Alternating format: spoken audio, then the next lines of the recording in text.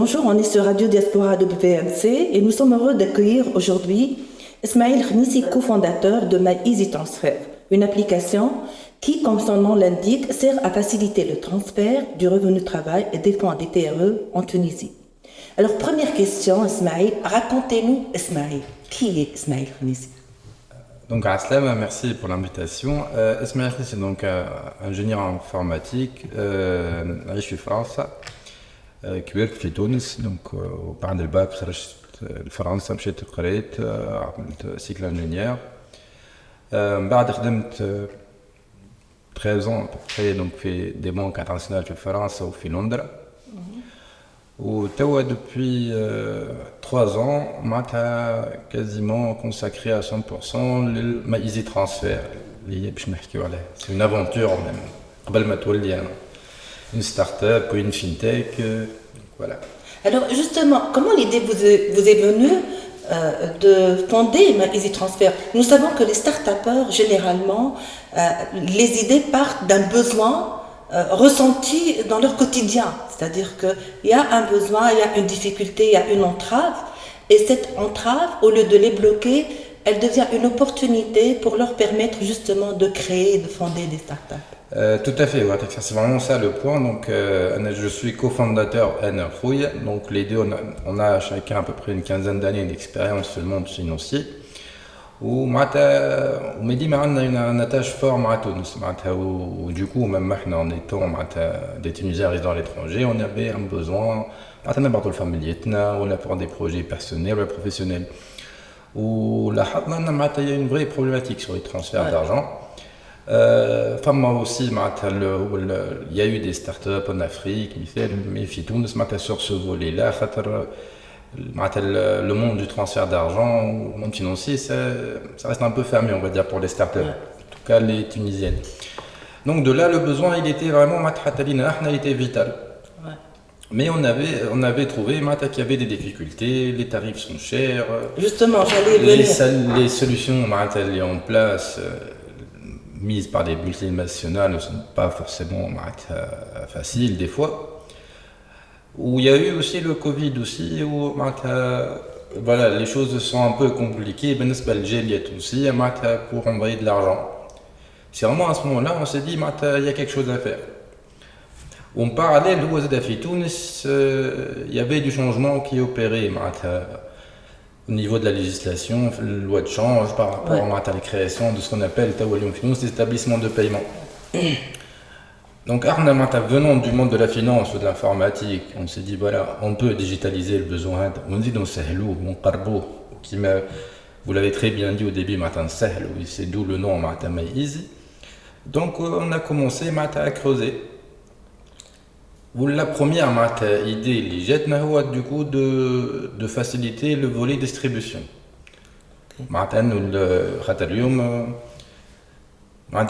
L'idée c'est quoi? On se dit on propose un nouveau service supplémentaire par rapport à les banques ou la poste. Justement, un service plus accessible à tous les Tunisiens résidant à l'étranger. Vous l'avez dit, lors du Covid, il y avait un problème justement de déplacement vers les agences bancaires pour envoyer de l'argent à leur famille.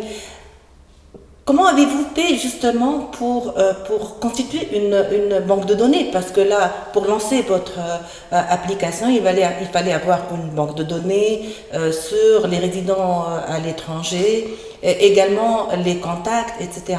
Déjà, sur place, comment avez-vous procédé?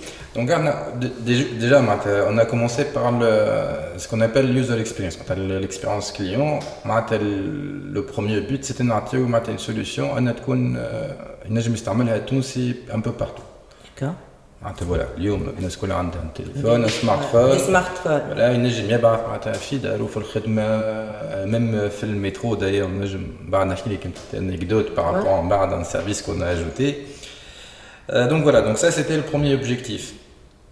On a fait une étude de marché par rapport à l'Afrique ou par rapport à Tunis.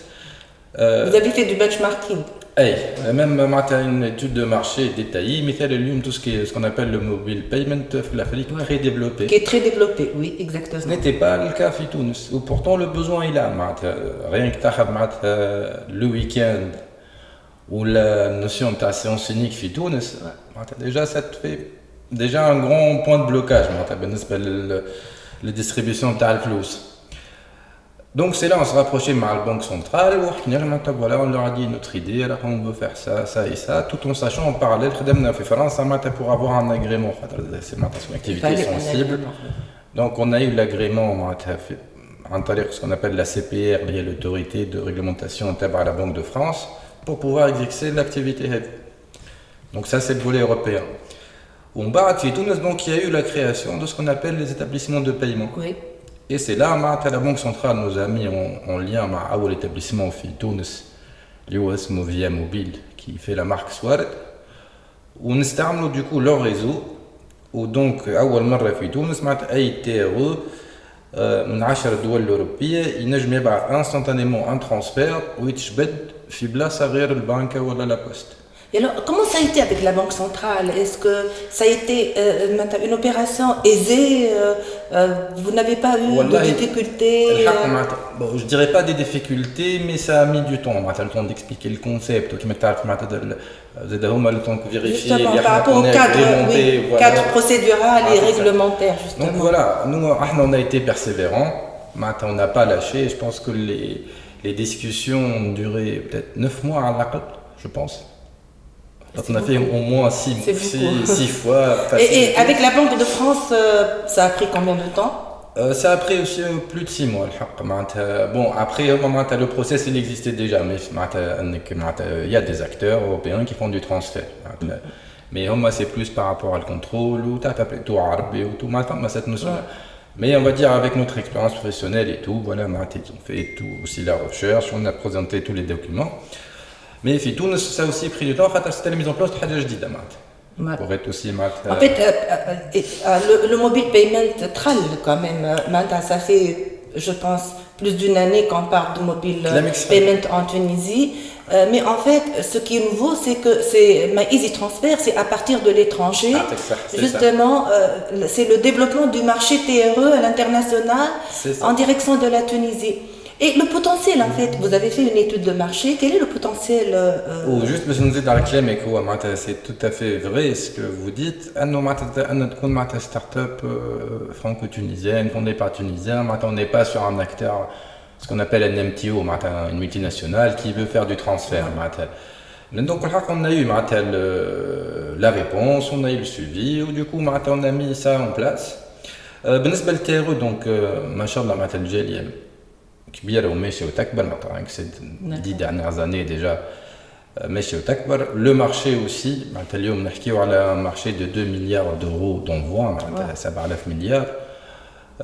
Donc c'est voilà, le marché il est là, mais il y a des problématiques. On essaye de résoudre au moins les deux aspects. نسهلوا العملية الانvoi ونسهلوا عملية الجبدان avec les partenariats. Et alors, expliquez-nous ces opérations. Tout à fait, c'est vraiment, ça prend 1 minute. Tu crées un compte à l'application, tu as le montant que tu veux envoyer, ça t'affiche l'équivalent en fait dinar et tunsi, des frais s'il y a des frais à payer. Par exemple, le premier transfert il est gratuit. S'il y a des frais, en toute transparence, le montant à payer. Il met les coordonnées du bénéficiaire, juste le numéro de téléphone, et il finit avec la carte bancaire en terre. Alors, est-ce que les frais de Easy Transfer sont moins chers que ceux d'autres applications comme Western Union, comme d'autres moyens de transfert, disons, à travers les banques, à travers...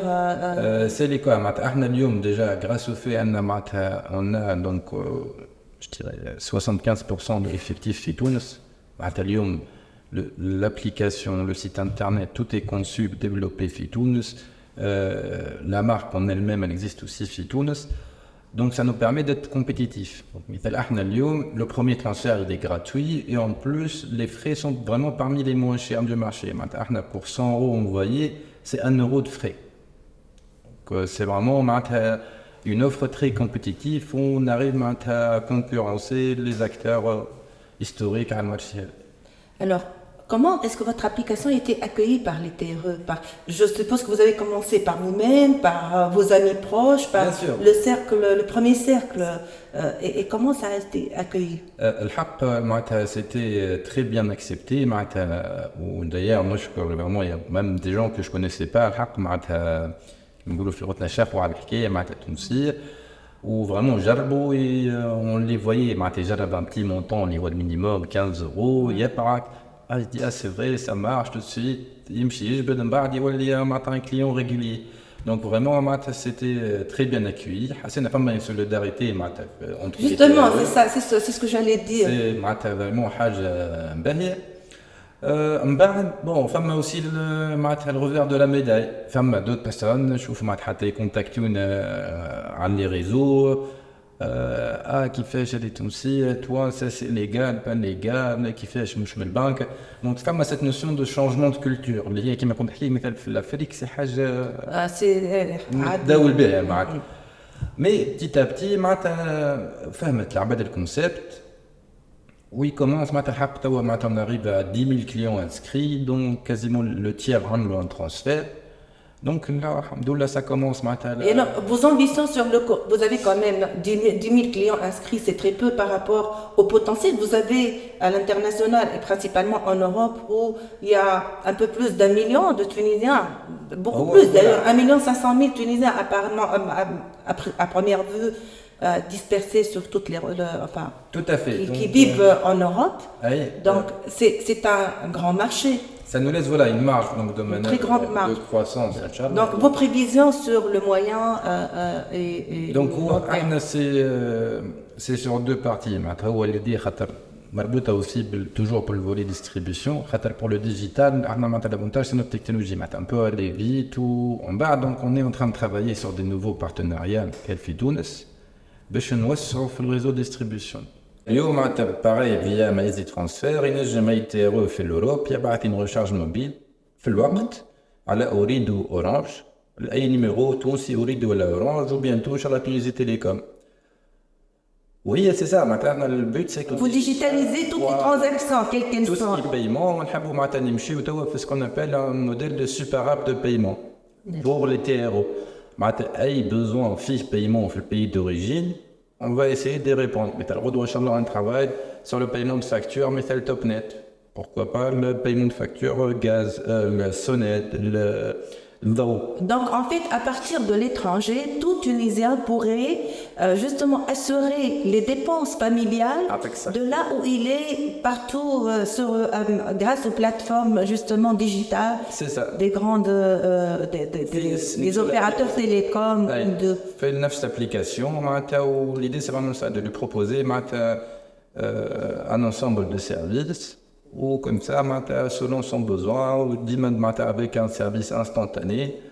Et donc, les transferts, le maximum du transfert que peut supporter l'application, c'est-à-dire quels sont les... Donc, c'est des plafonds réglementaires définis par la Banque de France. Donc, un transfert, c'est 1 000 €, de 15 € minimum, 1 000 € maximum.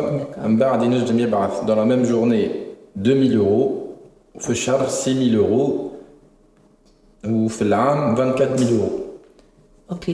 Est-ce que, je sais pas, c'est une question que je pose comme ça. Est-ce que quelqu'un qui veut acheter un bien immobilier, par exemple,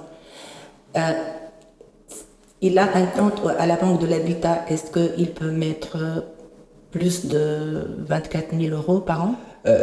Pour le moment, en toute transparence, c'est pas le créneau de marché c'est pas votre niche. Voilà, notre niche, c'est plutôt les envois. Les frais basiques. C'est ça. Mais c'est quelque chose où on pourrait se positionner. Aussi, la vie d'une start-up, c'est définir sa stratégie. L'idée, c'est quoi? D'ailleurs, petite parenthèse, ça calme la levée de fonds, le premier round. J'allais venir.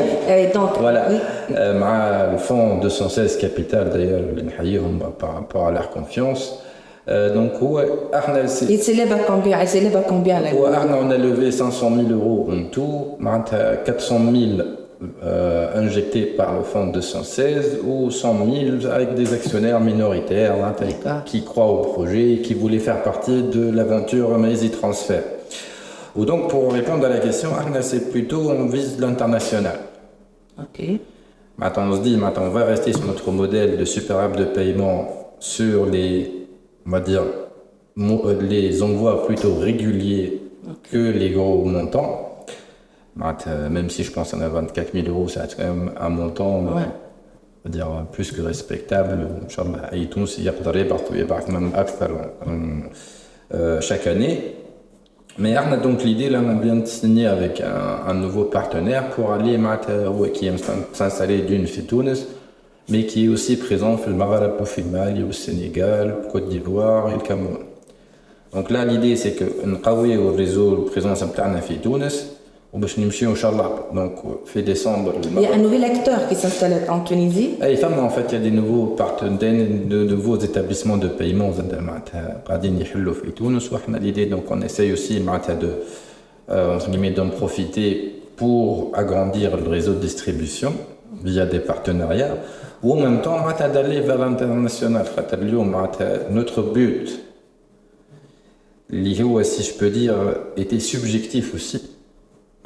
C'était Tunis, mais là, on savait il y avait aussi des marchés qui sont même plus grands que le marché de Tunis. Donc à partir de la Tunisie, je dirais, ou de la France, vous voulez conquérir des marchés africains. C'est ça en fait, le nord, l'Afrique du Nord ou l'Afrique, Inch'Allah, en 2024, l'idée c'est d'aller aussi chercher les clients, le Maoujoudine en Europe, qu'ils soient des Maliens, des Sénégalais. Est-ce que justement, alors, est-ce que votre application pourrait concurrencer d'autres procédés, disons, de transfert, justement, qui existent dans des pays comme le Maroc, comme dans d'autres pays africains où c'est très développé? Oui, tout à fait. Je pense que l'application, elle peut, ou le service même fidèle qui dépasse l'application, ou surtout avec un modèle de super app de paiement qui n'existe pas.